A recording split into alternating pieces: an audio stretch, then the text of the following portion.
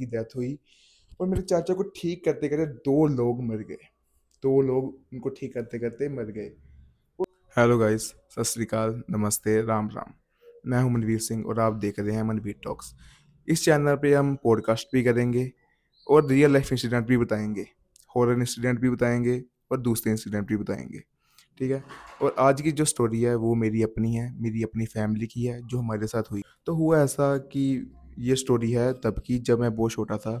ये स्टोरी शायद होगी 2008 या 2009 की। तो ये स्टोरी है मेरे चाचा जी की, जिनके साथ पैरानॉर्मल एक्टिविटीज़ हुई। वो नॉन बिलीवर थे, वो इन बातों पे नहीं मानते थे। तो हुआ ऐसा कि वो थे नॉन बिलीवर, तो उनकी थी सरकारी जॉब। जैसा मैंने आपको बताया कि वो थे नॉन बिलीवर और उनसे हुई एक बहुत बड़ी गलती। वो गलती चलो मैं आपको बाद में बताऊंगा। चलो अब हम शुरू से शुरू करते हैं कि क्या क्या हुआ था उनके साथ। और उनकी थी एक सरकारी नौकरी। और जब वो जॉब से घर पर आ रहे थे ना, जब वो अपनी जॉब से घर पर आ रहे थे ना, तो जाने जाने में उनका पैर किसी टूने पर आ गया। और जब वो आया ना, तब से हमारे घर की काया पलटी गई। उनको एक एंटिटी दिखनी शुरू हो गई जो उनके साथ रहती थी, उनको बार बार दिखती थी। वो वॉशरूम जाते तब भी उनके साथ जाती थी, वो खाना खाते हैं तब उनको दिखती थी। वो हर टाइम उनके साथ रहती थी और उनको दिखती थी। हालांकि हार्म नहीं करती थी उनको, लेकिन उनको वो एंटिटी दिखती जरूर। हद तो तब हुई जब वो एंटिटी उन पर हावी होने लगी। वो जब सोते थे ना, उनको ऐसा लगता था कि उनकी छाती पर कोई बैठा हुआ है, उनका गला कोई दबा रहा है। और एक हमने उसके बाद हमने एक बाबा को भी कंसल्ट किया।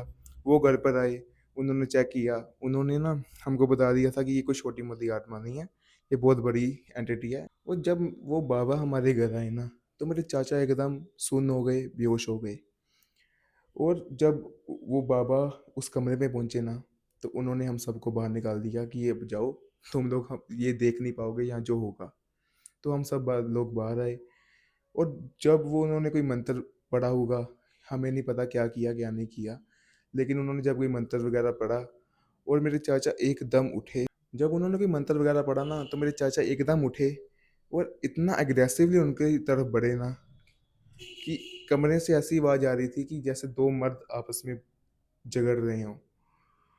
हालांकि मेरे चाचा जो थे ना, वो बहुत ज़्यादा काम स्वभाव के थे, बहुत ज़्यादा निम्रता में रहते थे, किसी से कोई लड़ाई झगड़ा नहीं करते थे। लेकिन तब ऐसी आवाज़ आ रही थी कमरे से कि कोई 2 मर्द अपने आपस में बहस-वसाई करते हैं ना जब, वैसी आवाज़ आ रही थी। जब वो बाबा कमरे से बाहर आए ना, उन्होंने हमें कहा कि मैंने अब इसको टेम्परेरी आराम तो दे दिया है, लेकिन कल आप सुबह इसको मेरे द्वार पर ले आना।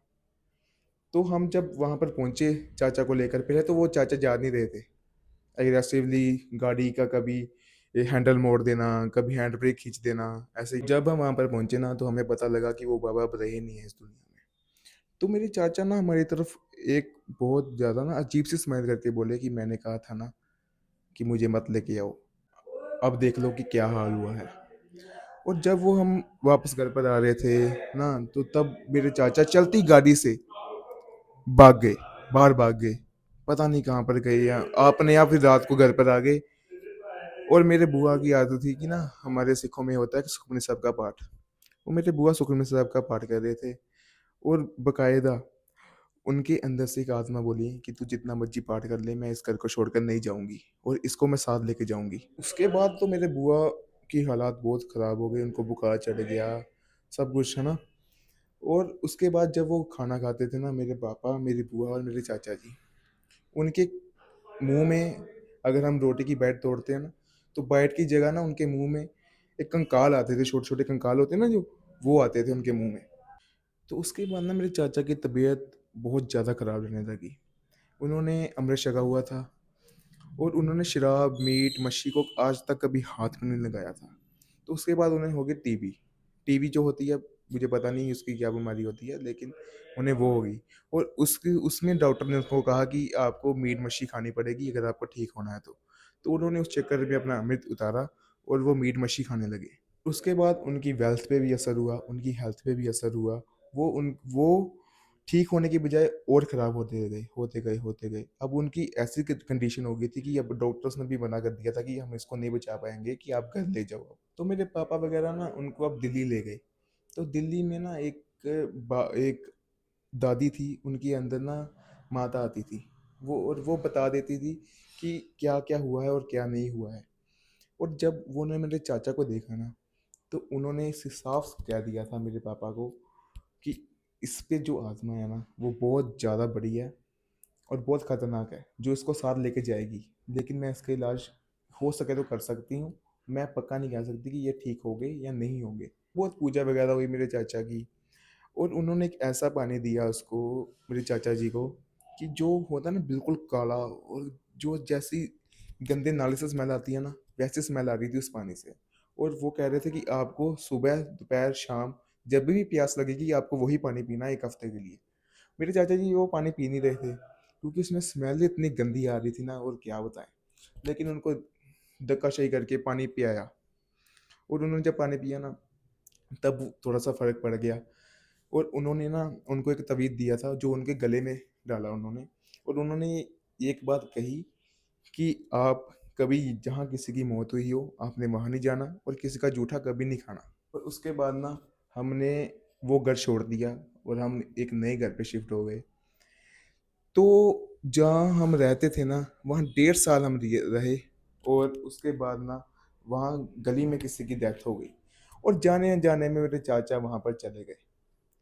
और फिर से वही काम होना शुरू हो गया, वो एंटिटी उनको दिखने लगी। फिर से छाती भारी होने लगी, फिर से गला, ऐसा लगा कि कोई गला पकड़ रहा है, मेरा गला दबा रहा है।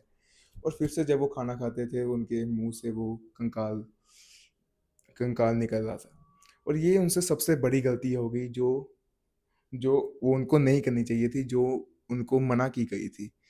लेकिन अब वो एंटिटी मेरे बुआ के सामने आई, और वो कह रही थी कि अब मैं इसको लेके ही जाऊंगी, चाहे जो मर्जी हो। और फिर हम उनको दिल्ली लेके गए, और हमारे जाने से एक दिन पहले ही ना वो दादी की डेथ हो गई। आप मानो जस्ट एक दिन पहले ही वो दादी की डेथ हुई। और मेरे चाचा को ठीक करते करते 2 लोग मर गए। 2 लोग उनको ठीक करते करते मर गए। और उसके बाद ना मेरे चाचा की हेल्थ बहुत ज़्यादा ख़राब होने लगी। उनकी वेल्थ पर असर पड़ा, उनकी मैरिज लाइफ पे असर पड़ा। वो एंटिटी उनको अपनी बीवी बीवी की तरफ भी नहीं जाने देती थी। उनको अपनी बीवी से डिवोर्स लेना पड़ा। उस एंटिटी ने वो हालात ही ऐसे क्रिएट कर दिए कि उनको ज़बरदस्ती डिवोर्स लेना पड़ा। और फिर ना हुआ ऐसा कि उनकी हेल्थ बहुत ज़्यादा डामाडोल आने लगी। तो उसके बाद मेरे चाचा कभी उठे ही नहीं। तो उसके बाद जब वो मरे ना, तो उसके बाद 2 ज़िंदगी खराब हुई, मेरे मेरी दादी की और मेरे दादाजी की।